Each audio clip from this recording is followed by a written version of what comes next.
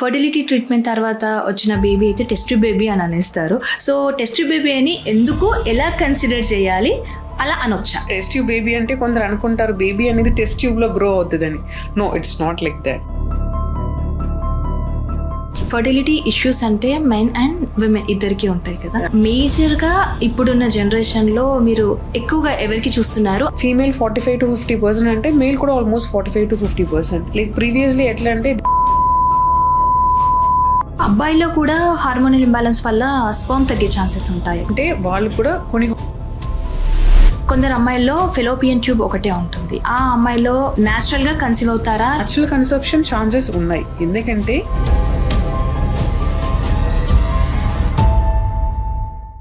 నమస్తే, welcome to cube TV. నేను ప్రముఖ.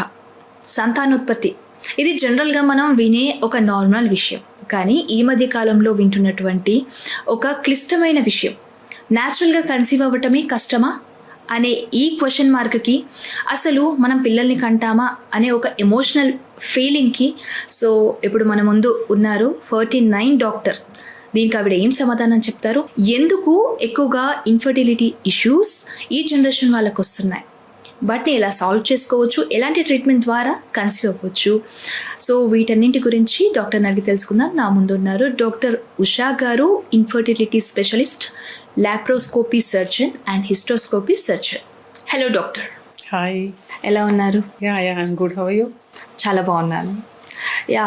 సో మీ ఈ ఎక్స్పీరియన్స్లో, మీరు చేసిన ప్రాక్టీసెస్లో ఫస్ట్ ఆఫ్ ఆల్ ఏంటంటే, ఏదైనా కూడా సక్సెస్ స్టోరీతో స్టార్ట్ చేస్తే పాడ్కాస్ట్ చాలా ఇంట్రెస్టింగ్గా అనిపిస్తుంది. కాబట్టి ఫర్టిలిటీ అంటే మనందరికీ తెలుసు, కొందరికి ఏజ్ అయిపోయిన వాళ్ళల్లో, లేదంటే ఏదైనా ఇష్యూస్ ఉన్న వాళ్ళల్లో ఫర్టిలిటీ సెంటర్స్కి వస్తారనేసి. సో ఫస్ట్ ఏంటంటే, హయ్యెస్ట్ ఏజ్ అంటే మీరు ట్రీట్మెంట్ ఇచ్చిన వాళ్ళల్లో హయ్యెస్ట్ ఏజ్ ఉన్న మదర్ ఏ ఏజ్, ఎవరు మీన్స్ నేమ్ చెప్పకండి, ఆ స్టోరీ ఒక్కసారి మాకు చెప్తారా? హైయెస్ట్ ఏజ్ ఉన్నారు. లైక్ లేట్ 40s అంటే 48, 47లో కూడా ఉన్నారు. బట్ వన్ సక్సెస్ఫుల్ స్టోరీ అంటే I can tell about a lady like 46 years due to few issues. Like అంటే IVF అనేది మేము ప్లాన్ చేసుకున్నాము. ఫస్ట్ టైం ఎంబ్రియో ట్రాన్స్ఫర్ చేసినప్పుడు turn out be negative. But second time embryo transfer చేసినప్పుడు it's like patient she had so much trust on me and then blindly she went ahead. అంటే మీరు పెడితే ఖచ్చితంగా వస్తుంది డాక్టర్ అని blindly she went ahead. Second time embryo transfer చేసినప్పుడు it was like twins అనమాట. And then she has delivered also. And then recently she has come to me also. So it is like that doctor patient relationship is very important. And then she had lot of hope on me. And then now she is blessed with 2 kids అనమాట, 1 boy 1 girl. So this is like I like that patient because she has so much trust on doctor. That is very important when you take like doctor patient relationship అనేది చాలా important. So in that way I remember this patient very well. Okay. So embryo transfer చేసినప్పుడు కానీ, లేదా natural వేలో వాళ్ళు conceive అయినప్పుడు కానీ, ఆ ఎగ్ నుండి ఒక బేబీగా ట్రాన్స్ఫర్ అయ్యే ఆ మొత్తం పరిణామం ఎలా ఉంటుంది అంటే, చాలామందికి చాలా ఇంట్రెస్టింగ్గా ఉంటుంది. క్యూరియస్ క్వశ్చన్ ఇది యాక్చువల్లీ, ఈవెన్ నాకు కూడా. సో దాని గురించి ఒకసారి. ఇట్స్ రియల్లీ ఎ మిరాకిల్ అని అనాలి. Because just before embryo transfer ముందు we will see the embryo ఎలా ఉంది అని చూసుకుని, దాని తర్వాత we will transfer the embryos అనమాట. సో ట్రాన్స్ఫర్ చేసిన తర్వాత పాజిటివ్ స్కాన్లో హార్ట్ బీట్ కనిపించడం, and then crossing 3rd month 6th month, and then they will come back with baby. So from egg to baby అన్నప్పుడు even we are like surprise to see them as a kids. And then it is not such a easy procedure, to be frank. Even though end of the procedure is happy moment untadi gaani, it's not that easy procedure. It takes quite some time, and it starts with etla ante like stimulation process start avutadi, and then pickup procedure untadi. We'll take out the eggs, and then we'll fuse the eggs and sperm. Fuse చేసిన తర్వాత we will put it into the incubator. And then we'll see the day 5 blastocyst అంటాం. ఆ ఎంబ్రియోని మళ్ళీ freeze చేసుకొని when the time comes అన్నప్పుడు మేము ఇది embryo అనేది ట్రాన్స్ఫర్ చేస్తాం. ట్రాన్స్ఫర్ చేసి మనకు ఒక 2 weeks తర్వాతనే రిజల్ట్ వస్తుంది. రిజల్ట్ వచ్చిన తర్వాత like we will follow with scans అనమాట. నెక్స్ట్ స్కాన్ చేసినప్పుడు will get to know how the baby is growing, heart beat ఎలా ఉంది, అదన్నీ తెలుస్తుంది అనమాట. So it's a miracle story. Fertility treatment తర్వాత వచ్చిన బేబీ అయితే టెస్ట్ బేబీ అని అనేస్తారు. సో టెస్ట్ బేబీ అని ఎందుకు, ఎలా కన్సిడర్ చేయాలి, అలా అనొచ్చా? అను ఇట్స్ అ మిత్ అని అనాలి. సో టెస్ట్ ట్యూబ్ బేబీ అంటే కొందరు అనుకుంటారు బేబీ అనేది టెస్ట్ ట్యూబ్ లో గ్రో అవుతుందని. No, it's not like that. It's misnomer. Generally పాతకాలంలో సైన్స్, ఇప్పుడు ఐవీఎఫ్ అనేది ల్యాబ్ ని అంటాం కదా. సో ల్యాబ్ అన్నాకనే వాళ్ళు ఎట్లా కెమిస్ట్రీ సైన్స్ ల్యాబ్ లాగా ఓకే టెస్ట్ ట్యూబ్ ఉంటుంది, దాంట్లో బేబీ గ్రో అవుతుంది అని అనుకుంటారు అనమాట. But absolutely it's wrong. Baby అనేది టెస్ట్ ట్యూబ్ లో గ్రో అవ్వదు. చెప్పాలంటే will have some dish kind of thing ఉంటుంది, ఒక సర్కులర్ ప్లేట్ లాగా ఉంటుంది, కానీ ట్యూబ్ యాజ్ సచ్ ఉండదు. అండ్ దెన్ ఆ ఎంబ్రియోస్ అని చాలా చిన్న చిన్న స్ట్రక్చర్స్ అండర్ మైక్రోస్కోపీ మనం మ్యానిపులేట్ చేస్తాం అనమాట. అండ్ దెన్ ఆ డిష్ లో it will grow for 5 days అంతే. ఆఫ్టర్ దట్ ఆ ఎంబ్రియోని మేము మదర్ కి ట్రాన్స్ఫర్ చేసేస్తాం. Completely it grows in the mother womb only. గర్భసంచిలోనే గ్రో అవుతుంది. So it's a misnomer, it's a myth. అంటే మనకి చూస్తే పెళ్ళైన తర్వాత ఒక 6-7 years తర్వాత కన్సీవ్ అవుతారు.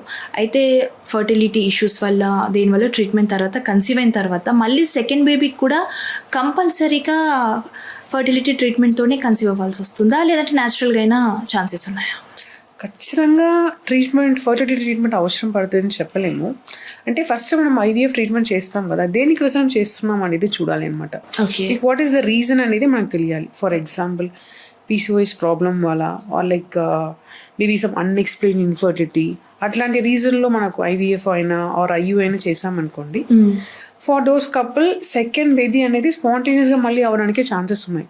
కొందరు ఉంటారంటే ట్యూబల్ బ్లాక్, అట్లాంటి కొన్ని ఇష్యూస్లో మనం సెకండ్ ప్రెగ్నెన్సీ కూడా త్రూ సమ్ ట్రీట్మెంట్ ద్వారానే లైక్ కన్సెప్షన్ ఛాన్సెస్ ఉంటుంది అన్నమాట. Okay, yeah.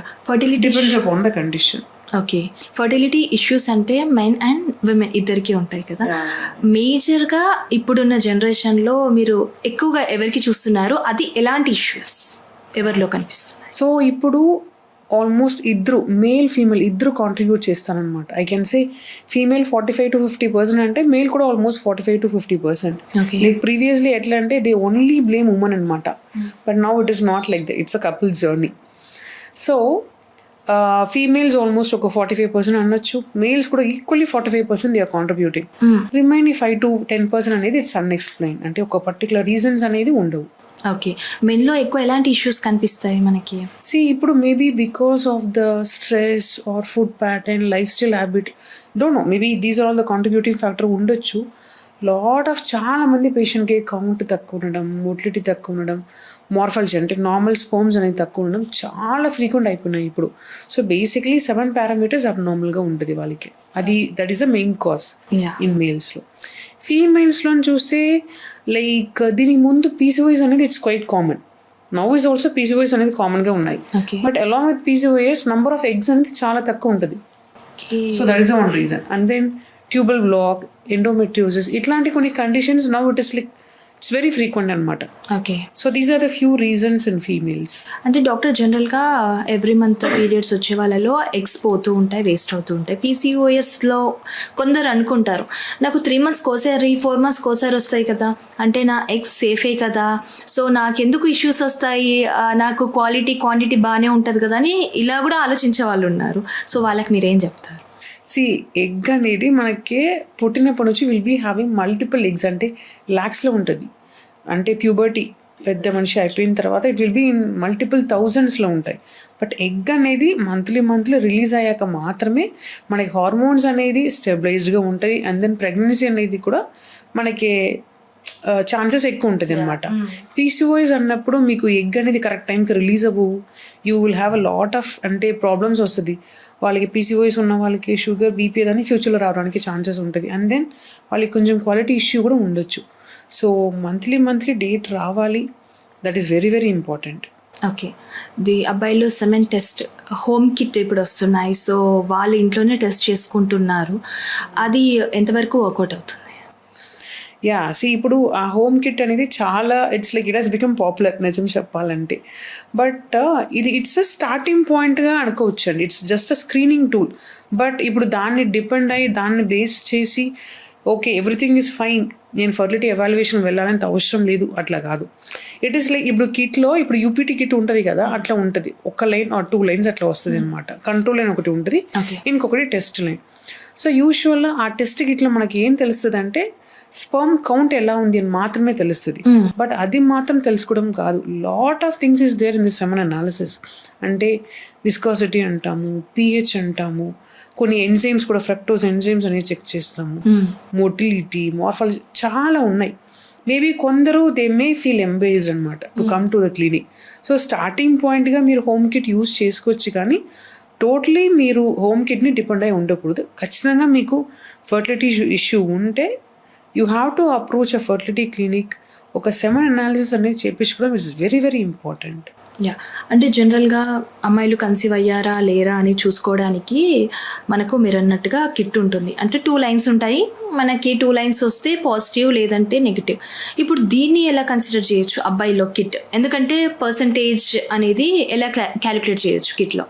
యా, మనకి డిఫరెంట్ కిట్స్ వస్తాయి అనమాట. ఒక్క కిట్లో I tell you for an example, ఇప్పుడు యూపీటీ కిట్ లాగా ఉంటుంది, కంట్రోల్ కూడా ఉంటుంది. దాంట్లో ఒక సెమెన్ శాంపిల్, కొంచెం బఫర్, ఒక సొల్యూషన్ వాళ్ళు ఇస్తారు, దాంతో మిక్స్ చేసుకుని కొన్ని లైక్ ఫ్యూ డ్రాప్స్ ఆఫ్ సెమెన్ని ఒక వాల్ లాగా ఉంటుంది, వెల్ లాగా ఉంటుంది, దాంట్లో మీరు అంటే ఫిల్ చేస్తే ఇట్ విల్ గివ్ 2 లైన్స్.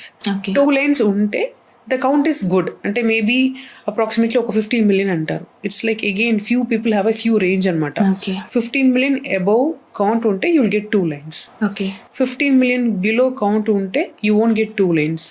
అంటే అప్పుడు మీరు ఖచ్చితంగా సెమెన్ అనాలిసిస్ అనేది చేసుకోవాల్సిందే, ఎందుకంటే మీకు కౌంట్ అనేది తక్కువ ఉంది. కౌంట్ తక్కువ ఉన్నప్పుడు ఖచ్చితంగా మార్ఫాలజీలో అయినా మోటిలిటీలో అయినా ఇష్యూ ఉంటుంది. Okay, so these are the 2 inference. అంటే కౌంట్ ఉన్నంత మాత్రాన మూమెంట్స్ కూడా ఇంపార్టెంట్ కదా, అదన్నీ అందులో తెలుస్తుంది? దాంట్లో తెలీదు.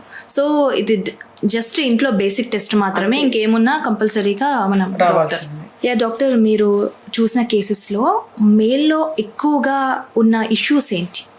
either zero sperms అని వస్తుంది or like very less sperms. Okay, zero sperms అంటే కూడా వీ క్యాన్ డూ సంథింగ్, అంటే through IVF procedure. Zero sperms ఉన్న వాళ్ళు కూడా కొన్ని హార్మోన్ అనాలిసిస్ చేసుకుని వాట్ ఈస్ ద రీజన్, ఎందుకు జీరో స్పర్మ్ వచ్చాయి అనేది ఫస్ట్ తెలుసుకోవాలి. అంటే ఫ్యూ రీజన్స్ ఉంటాయి, అంటే బ్లాక్ అయిందా ఆర్ లైక్ ఆర్గన్ ఫెయిలియర్ అయిందా, టెస్టిక్యులర్ ఫెయిలియర్ ఉందా, అట్లా మనం తెలుసుకొని like we will do few procedures. IVFతో పాటు టీజన్ ఒక ప్రొసీజర్ చేయిస్తే like it is possible to have a genetically own kid అనమాట. So no sperm is the like obviously that is the. నేను రీసెంట్గా నేను యూట్యూబ్లో ఒక చిన్న వీడియో చూసాను అనమాట. ఒక ఆవిడ పేషెంట్ అనమాట డాక్టర్ దగ్గరకు వస్తుంది, మీ హస్బెండ్లో ఇలా కౌంట్ తక్కువ ఉందంటే, లేదండి మా హస్బెండ్ అబ్బాయేనండి అని చెప్తున్నారు. అంటే మినిమం నాలెడ్జ్ కూడా జనాల్లో లేదు. లైక్ ఎట్లంటే వైఫ్ అండ్ హస్బెండ్ కలిసినంత మాత్రాన తన జెండర్ అబ్బాయి అని వైఫ్ ఫిక్స్ అయిపోతున్నారు. కానీ దానికి ఒక కౌంట్ ఉంటుంది. దాని గురించి ఒక్కసారి చదువుకొని మినిమం చదువుకున్న అమ్మాయిలకి కానీ లేదా చదువుకుని ఆడవారికి కానీ అర్థమయ్యేలాగా ఒక్కసారి వాళ్ళకి చెప్తారు.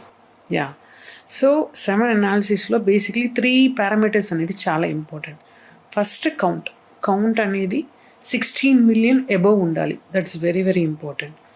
దాని తర్వాత కదలికనాల్లో మోర్ దెన్ 30% ఉండాలి. అండ్ దెన్ మార్ఫాలజీ అనేది sperms, how many sperms are normally looking sperms అనేది క్యాలిక్యులేషన్ అనమాట. At least 4% is expected. సో ఇది 3 పారామీటర్స్ బాగుంటే like there is a more chance to get conception naturally అనమాట.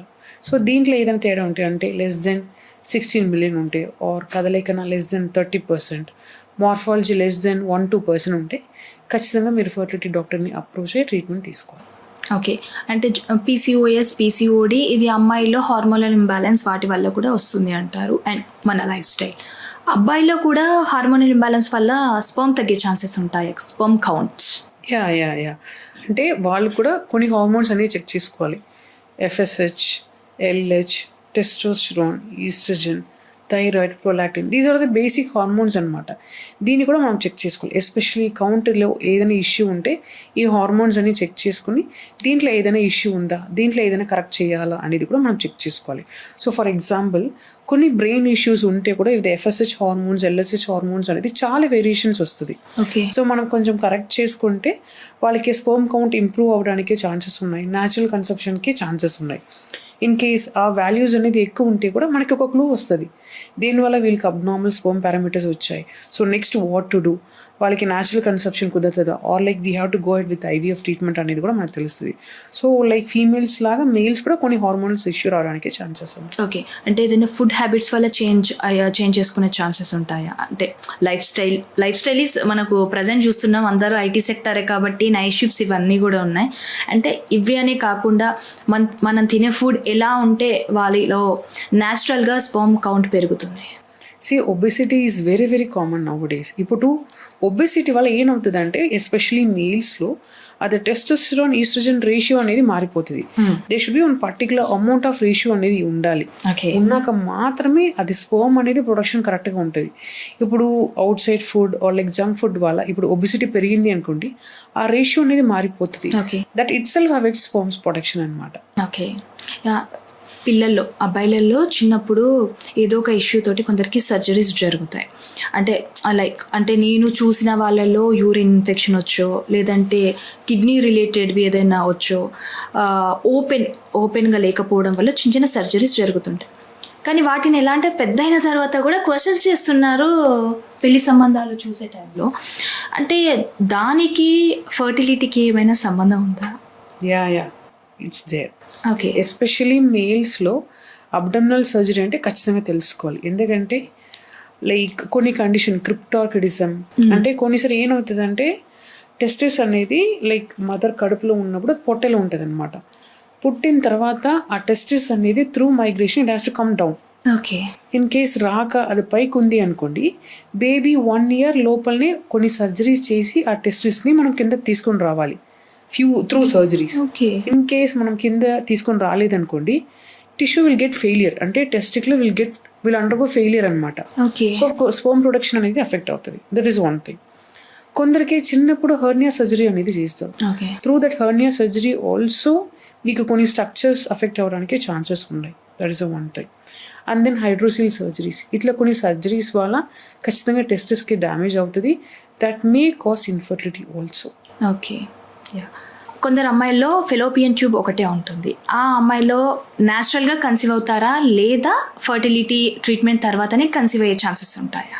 సో న్యాచురల్ కన్సెప్షన్ ఛాన్సెస్ ఉన్నాయి. ఎందుకంటే ఒక లేడీకే every month like ఒక్క మంత్లో రైట్ సైడ్ ఎగ్ రిలీజ్ అయితే ఇంకొక మంత్లో లెఫ్ట్ సైడ్లో ఎగ్ రిలీజ్ అవుతుంది. Okay, so obviously pregnancy chances తక్కువ ఉంటుంది. ఫర్ ఎగ్జాంపుల్ ఆబ్వియస్లీ ఒక ట్యూబ్ లేదు కాబట్టి 50% తగ్గుతుంది. కానీ but with single fallopian tube pregnancy అంటే న్యాచురల్ కన్సెప్షన్, నార్మల్ కన్సెప్షన్ అవడానికి ఛాన్సెస్ అది. ఓకే, కొందరికి 2 ట్యూబ్స్ ఉంటే కూడా ఒక సైడ్ మొత్తం సిస్ట్ ఫామ్ అయ్యి ఉంటుంది.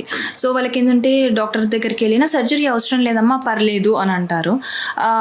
అది తీయించుకోకపోతే అండ్ ఫ్యూచర్లో ఏమైనా ఇష్యూస్ వస్తాయా? అలా సిస్ట్ ఉన్న వాళ్ళలో కూడా కన్సీవ్ అయ్యే ఛాన్సెస్ ఉంటాయా న్యాచురల్గా? అగైన్ సిస్ట్ అనేది సైజ్ ఆఫ్ సిస్ట్ బట్టి ఉంటుంది అనమాట. Okay, 3-4 centimeters or less than 5-6 centimeters మీకు సర్జరీ అవసరం పడదు. ఓకే, మేబీ 1 month ఆఫ్ పిల్ ఇస్తే ఆ సిస్ట్ సైజ్ కరగడానికి ఛాన్సెస్ ఉన్నాయి. బట్ ఇప్పుడు సిస్ట్ సైజ్ అనేది చాలా పెద్దదిగా ఉన్నాయి, అంటే more than 6 centimeter 8 centimeter ఉన్నాయి అనుకోండి, సర్జరీ చేసుకోవడం ఇట్స్ ఆల్వేస్ బెటర్. ఎందుకంటే టార్షన్ అంటే ట్విస్ట్ అయిపోతుంది. ఆ కండిషన్లో it may end up in removing ovary also. So చిన్న సిస్ట్కే బ్యాపిల్ అవసరం లేదు. You can go head with treatment. Natural conception రావడానికి కూడా ఛాన్సెస్ ఉన్నాయి. బట్ ప్రెగ్నెన్సీ వచ్చిన తర్వాత ఆ సిస్ట్ సైజ్ అలానే ఉందా, పెరుగుతుందా అనేది మనం ఒక్కసారి చెక్ చేసుకోవాలి ఎవ్రీ టైం. ఓకే, పెరిగే ఛాన్స్ ఉంటుంది అయితే? ఎస్, పెరిగే ఛాన్స్ ఉంటుంది. అట్లా పెరిగితే maybe 4th month or 5th month of ప్రెగ్నెన్సీలో you may end up in removing the cyst also. Okay, కొందరు కపుల్లో ఇద్దరు అంత బాగుంటారు, ఏ టెస్ట్ చూసినా కూడా అంత నెగిటివ్ ఉంటుంది. సో ఏమి ఇబ్బంది లేదు, కాకపోతే వాళ్ళు కొన్ని ఇయర్స్ వరకు కూడా అసలు న్యాచురల్గా వాళ్ళకి కన్సీవ్ అవ్వరు. రీజన్స్ ఏమై ఉంటాయి? సో దీన్ని మేము అన్ఎక్స్ప్లెయిన్ ఇన్ఫర్టిలిటీ అంటాం. అంటే just what we would have done అంటే ఫ్యూ బేసిక్ టెస్ట్ చేసి ఉంటాం. అంటే ఫీమేల్ పార్ట్నర్లో స్కాన్ చేసి ఉంటాం, యూట్రస్ తెలుస్తుంది, ఓవరీ తెలుస్తుంది, and then to an extent tube test చేయొచ్చు, ట్యూబ్ ఓపెన్ ఉందా లేదా. మేల్లో సెమెన్ అనాలిసిస్ చేస్తుంటాం. ఓకే, సో ఈ టెస్ట్ అన్ని చేసి నార్మల్ ఉంటే they comes under unexplained infertility. So just ఈ 4-5 టెస్ట్ ద్వారా మాత్రం మన ఫర్టిలిటీ మొత్తం అర్థం చేసుకోలేము. Fertility as such it's a complex procedure. అంటే it is not just egg release అవ్వడం మాత్రం కాదు, స్పర్మ్ అనేది లోపల పెట్టడం మాత్రం కాదు. After that lot of things has to happen. అంటే egg and sperm has to meet, it has to fuse, fertilization అనేది అవ్వాలి. ఫర్టిలైజేషన్ అయిపోయిన తర్వాత stage by stage baby has to okay grow అయిన baby it has to come and attach to the uterus. So it's a very complex procedure. Okay and then దీన్ని unexplained infertility అంటాం. What could be some reason అంటే maybe ఎగ్లో issue ఉండొచ్చు, egg క్వాలిటీలో issue ఉండొచ్చు, sperm క్వాలిటీలో issue ఉండొచ్చు, maybe egg and sperm is not fusing, fertilization అవ్వట్లేదు, లైక్ కొన్నిసారి ఏదైనా ఎండోమెట్రియోసిస్ ప్రాబ్లమ్ ఉంటే కూడా like we may not expect like even though అన్ని నార్మల్ ఉంటే కూడా ప్రెగ్నెన్సీ రావడం మేబీ కష్టం అనిపించచ్చు. ఓకే, ఈ హెల్దీగా ఉన్న కపుల్లో మీరు చూసినటువంటి మేజర్ రీజన్ ఏంటి అంటే మీ దగ్గరకు వచ్చిన వాళ్ళల్లో? జనరల్ పీపుల్ సో ఫీమేల్స్లో చూస్తే పీసీఓడి ఉండొచ్చు ఆర్ నంబర్ ఆఫ్ ఎగ్స్ తక్కువ ఉండొచ్చు. ఓకే, మేల్స్లో అంటే మోస్ట్లీ కౌంట్ అనేది తక్కువ ఉంటుంది. So these are the main reasons. Okay, and ఇంకొకటి ఏంటంటే బిఫోర్ మ్యారేజ్ కొన్ని సర్జరీస్ కానీ లేదంటే వీళ్ళ ప్లానింగ్ బిఫోర్ కొన్ని సర్జరీస్ జరిగి ఉండి ఆ తర్వాత వాళ్ళు ట్రై చేసిన కన్సీవ్ అవ్వకపోవడం, సో ఫర్టిలిటీ ట్రీట్మెంట్ ద్వారా కన్సీవ్ అయ్యే ఛాన్సెస్ ఉంటాయా ఆల్రెడీ సర్జరీస్ అయిన పేషెంట్స్లో? ఆల్రెడీ సర్జరీ అయిన పేషెంట్స్ అంటే ఏ టైప్ ఆఫ్ సర్జరీ అయింది అనేది చూడాలి. ఓవరీలో సర్జరీ అయిందా, ట్యూబ్లోనా, యూట్రస్లోనా అనేది చూడాలి. ఫర్ ఎగ్జాంపుల్ ఎండోమెట్రియోసిస్ అని ఒక కండిషన్ ఉంది. ఆ కండిషన్కి యూజువల్గా సర్జరీ చేస్తే నంబర్ ఆఫ్ ఎగ్స్ అనేది తగ్గిపోతుంది. అది ఒకటి చెక్ చేసుకోవాలి. ఇన్ కేస్ ట్యూబ్లో సర్జరీ అయిందా, ఫర్ ఎగ్జాంపుల్ కొందరు పిల్లలు వద్దన ఆపరేషన్ చేసుకుంటారు, మళ్ళీ రీకానలైజేషన్ చేసుకుంటారు, అట్లా ట్యూబ్లో సర్జరీ చేస్తే కూడా like again how is the tube అనేది చూసుకోవాలి. యూజువల్గా ట్యూబల్ డ్యామేజ్ ఉంటే IVF is the best option. And then కొందరికి యూట్రస్లో సర్జరీ అయి ఉండొచ్చు, అంటే ఫైబ్రాయిడ్ తీసుంటారు. అట్లాంటి పేషెంట్స్లో ఖచ్చితంగా ఐవీఎఫ్ ట్రీట్మెంటే అవసరం పడితేనే ఏం కాదు, మనం న్యాచురల్ ట్రై చేసుకోవచ్చు. దాంట్లో అవ్వకపోతే step by step we can move forward. So ప్రీవియస్గా సర్జరీ అయితే కూడా they can conceive natural also, no issues, or like they may need fertility treatment also. Okay, జనరల్గా పిల్లలు పుట్టట్లేదంటే వాళ్ళు చాలా ఎమోషనల్లీ డౌన్ ఉంటారు. సో డాక్టర్ కూడా ఒక ఎమోషనల్లీ సపోర్ట్ ఇవ్వాలి అని అనుకుంటారు. మీ దగ్గర చాలా ఒపీనియన్ మొత్తం చెప్పేస్తారు కదా, అట్లా మీ దగ్గరకు వచ్చి బాధపడి పిల్లలు కావాలని తపన పడి మీకు హార్ట్ టచింగ్గా అనిపించిన ఒక కపుల్ స్టోరీ, సక్సెస్ స్టోరీ మాకు చెప్పండి. Yeah I remember a couple అండి. Like male is almost 48 years, female is around 42 years.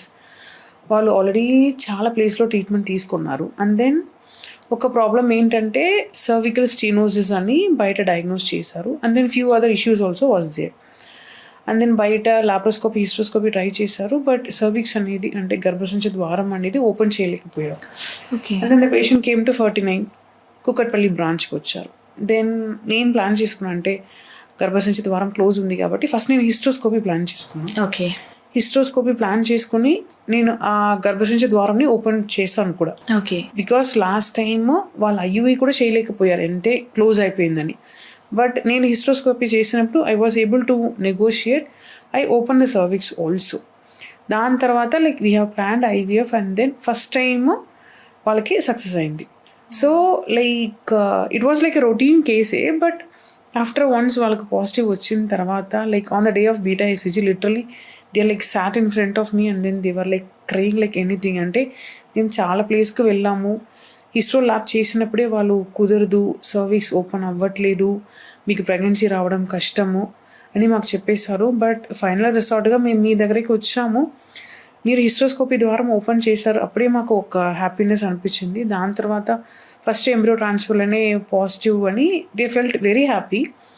And then like after 3rd month నేను పంపించేసాను పేషెంట్ని. But every month like generally we at our centre మేము 3 months తర్వాత 3 months తననే చూస్తాం, maximum 5th month తన చూస్తాం.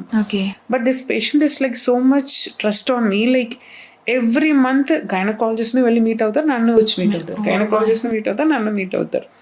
And then finally, like generally I won't share my number with patients, but he requested me so much ani, like I just gave number when she was about to deliver. And then phone chesi నాకు చెప్పారు, అంటే బాబు పుట్టాడు madam, చాలా thanks అని. So I felt it so happy. And then after that ఒక 3 months బేబీని తీసుకుని కూడా వచ్చారు, తీసుకుని వచ్చి నాకు చూపించారు కూడా. So I felt so happy for that couple. And then that time even I was like great, I felt so happy. And then because of me somebody is having, obviously right, baby is a life. Yes, and to be frank, to run a life we need a baby. Okay. When I was able to give them that life, when they are so happy, and I felt good. నేను అప్పటి నుండి మీతో మాట్లాడుతున్నప్పుడు నాకు literally ఒక doctor తన వర్క్ని చెప్తున్నట్టు అనిపించింది. ఈ స్టోరీ విన్న తర్వాత మీ కళ్ళలో హ్యాపీనెస్ కనిపిస్తుంది. ఇట్స్ లైక్ వావ్ అనిపించింది.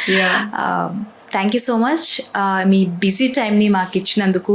అండ్ ఇలాంటి సక్సెస్ఫుల్ స్టోరీస్ చాలా వినాలి నేను in future. Yeah thank you అండి. Thank you so much.